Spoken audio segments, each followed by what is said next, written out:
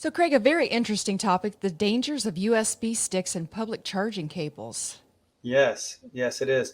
Yeah, USB sticks can be really dangerous. They're a favorite method of hacking a company by hackers. They'll spread USB sticks in various places, in bathrooms or on in parking lots or on the front steps to a business. And a very helpful employee will find it, bring it in, plug it into their computer to try and return it to its rightful owner. But it installs malware right onto your computer. Did you know a USB stick can be set up to be a keyboard, mouse, or bootable device?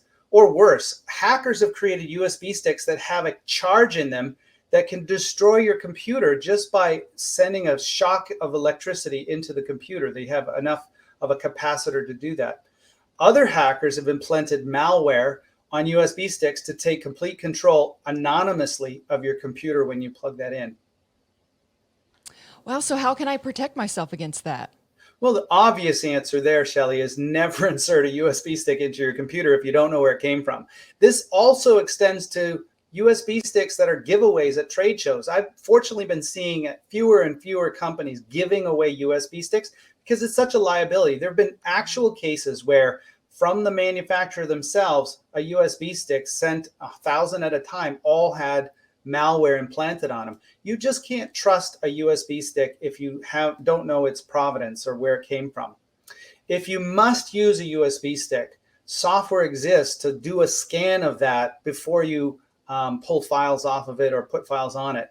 And then another thing, there are many businesses out there that have no choice but to accept data on a USB stick. Think of a print shop or an accounting firm where it's tax season and your clients are bringing their materials to you on a USB stick. Well, in those cases, I would build a purpose-built computer that does nothing more than check in the files on that USB stick. It's probably best to run a software product that I would call deep freeze, and that basically allows you to return that computer to a pristine state upon reboot because nothing is written to the disk while it's operating.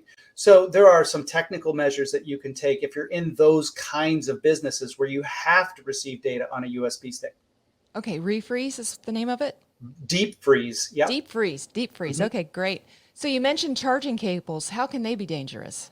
Well, this is a new development in the last year or two. Hackers have done proof of concepts that show they can embed keyloggers and even Wi-Fi radios in those free charging cables that you see at coffee shops and airports and public places.